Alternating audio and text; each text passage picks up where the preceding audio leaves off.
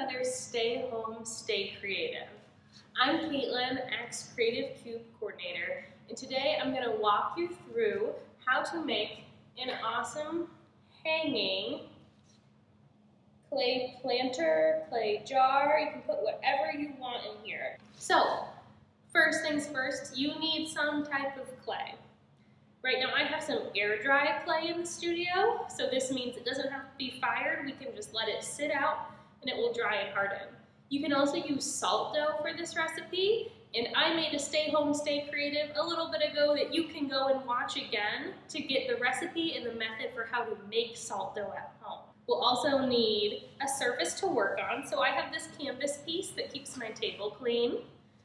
I have a rolling pin. I have a little plastic knife that's going to help me cut things out. I have a plastic fork that's going to help me do decorations and attach pieces together. I also have a little bit of water, same thing as with paper towels, always nice to have on hand. And I have a paintbrush for the second steps where we are painting and decorating this. You're going to need some type of string, yarn. I have twine, and that's going to help us hang it.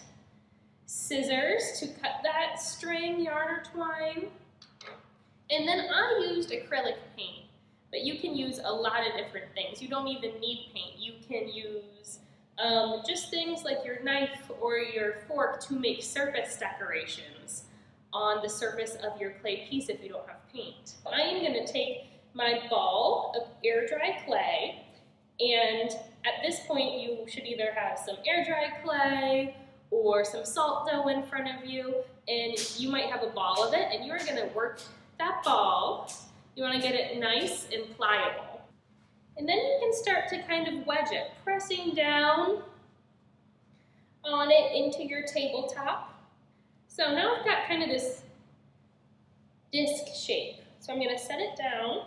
I'm going to grab my rolling pin, and I'm going to start rolling over it. And I'm going to be careful to keep applying even pressure throughout. So I've been rolling like this. I can also pick it up and start to roll this way to make it even on both sides. So let's check on mine and the thickness of it. So this is pretty good. It's less than a 1/4 inch thick. It's not perfect. It's not a perfect circle. There's some lumps and bumps, but that's okay. So now that I've got my smoothed out work surface in front of me, I'm going to take my knife, and looking at this, we've got to cut shapes to make this. And the way we're going to do that is actually only 2 shapes are going to get cut out to make this cup. So the first shape we're going to cut out is a rectangle. And so as we do that, first I'm going to just trace with my knife. I'm not going to cut all the way through because I might want to make some changes. So I'm going to cut 2 long parallel lines. And however far apart you make those 2 lines is how tall your cup is going to be. So I traced those. I'm feeling good about it, so I'm going to cut all the way through. So you can see I've got this big piece I just cut off. I'm going to set it to the side because we're going to use that again. Then I'm going to take my knife and cut through following my other side I made. So, extra piece here. So right now, it's not a perfect rectangle because my sides weren't even, but I've got this long rectangle-ish shape, right? So, how are we going to turn this into a cup? Like I said, these form the walls of our cup. So, I'm going to kind of stand mine up and start to fold it in on itself to make a tube. And so this looks pretty good. I'm going to pick it up, and it's not attached yet, but you see I can see you through it. You can see how it forms all the walls. I've got to attach these 2 pieces together. Right now they're just sitting on top of each other. But we need to attach them together, and we do that with a fork. We're going to kind of unpeel them from each other, and where they touch, we want to give them more texture so that there's more pieces for them to connect on. So this is called scoring, and you can use a fork, you can use your knife and make a bunch of little cuts, but a fork is nice because it does the work of 4 of them for us at once. So I'm going to take my fork and I'm going to scratch forward up and down, all different directions on the inside where this folds over, and then right here too. I might get a little bit of water on my fingers. You don't want a lot at all, but just a little bit, and just put a little bit of water over that. Water is almost like glue for clay. So we are gonna stick those two together. We've slipped and we've scored, and we're gonna press the two together. You can take your finger and smooth that edge down. While you're doing that, you wanna make sure you're supporting the other side. Clay is super pliable, right? We press into it and it shows us the mark we made. So when we're making marks or when we're smoothing it together, I'm supporting the other side with my other hand so that it doesn't all crumple together, right? What do we need next? What's the difference? We need a bottom on this guy. So this is where our extra rolled out clay that we put aside comes in handy. I'm gonna get my bigger piece, and I'm gonna take this, and this is gonna serve as a really nice model because this is exactly the size we need. So I'm gonna put this right down in the middle of that. I'm gonna take my knife and I'm gonna just trace and cut around my tube so that I end up with a circle of the exact right size. It's okay, mine's a little wonky for right now, but look, if I pick it up, I've got a bottom to my cup.